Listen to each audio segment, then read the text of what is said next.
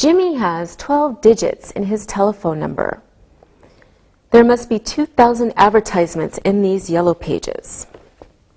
So the numbers in these sentences are pronounced in the normal way. Here's some more sentences. There are 11 phone books in my desk. 11 equals 11. Ted has 16 phone cards. 16 equals 16. When you give a telephone number, each number is read individually and not as a whole. Numbers over 9 shouldn't be used. Okay, here are some examples. Paul's number is 667-4127. So Paul's number is 667-4127. So you read each number individually. You do not say Paul's number is 667-4127. That's just ridiculous. Okay, another example. Taylor's work number is 212-5479. So we say Taylor's work number is 212-5479. So you do not say Taylor's work number is 112-5479. Okay, two of the same number can be read as double. For example, Kyle's number is 234-8865. Kyle's number is 234-8865. Okay, another example. Lana's home number is 224-9766. Lana's home number is 224-9766. However, it is better to say each number one by one. Lana's home number is 224-9766. Yes, okay. Let's practice numbers now. Alberto, what is your grandfather's telephone number? He has a new number. Okay. I think it is 432-0049. 432-0049? Yes. Okay. Thank you, Alberto. Sylvia, what is your number? My number is 6683245. Okay. 6683245? Mm-hmm. Okay, I thought so. Linda, what is your best friend's number? My best friend is Tina. Her number is 431-7407. Okay, 431-7407. All right, thank you, everyone.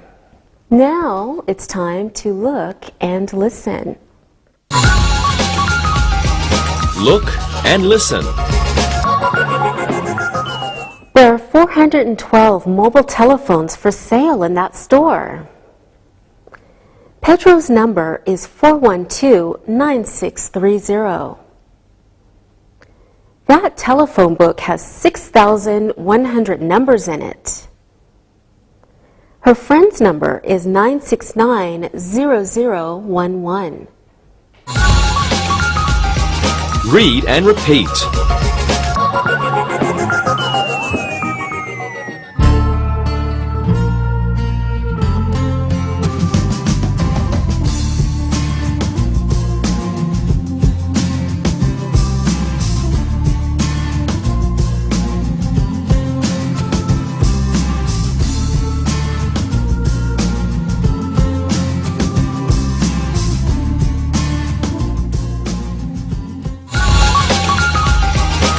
Say and tell.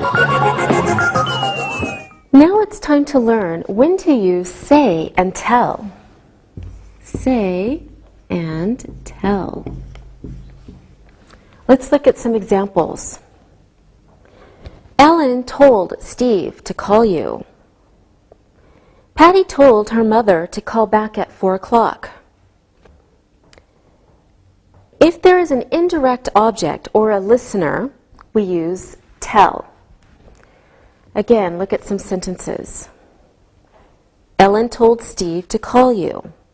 Ellen talked to Steve. Steve was the listener. Patty told her mother to call back at 4. Patty talked to her mother. Her mother was the listener. We also use tell in negative sentences when there is a listener. Some more examples. Ellen didn't tell Steve to call you. Patty didn't tell her mother to call back at 4. If there is no indirect object or listener, we use say. More examples. Ellen said that Steve should call her. Patty said that her mother should call her at 4. In these two sentences, there are no listeners. If there are, we don't know who they are. We can also use say in negative sentences. For example, Ellen didn't say that Steve should call her. Patty didn't say that her mother should call her at 4.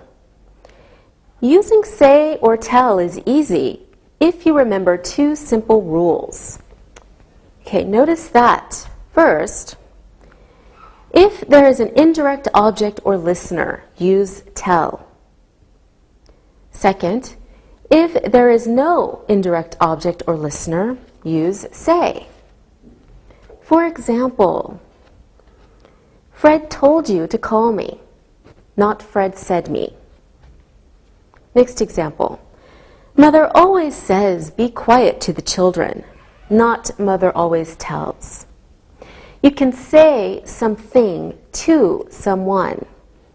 For example, Larry said goodbye to his girlfriend and left the phone booth.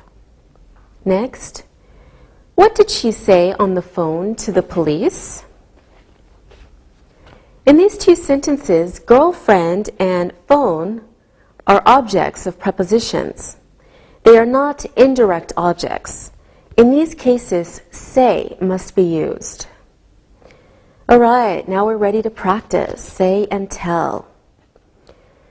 What did your mother say to you before you left today, Linda? She told me not to forget to buy a new phone card. I have to call my friend in Seville tonight. Good job, Linda. Alberto, what did your mother tell you? She said that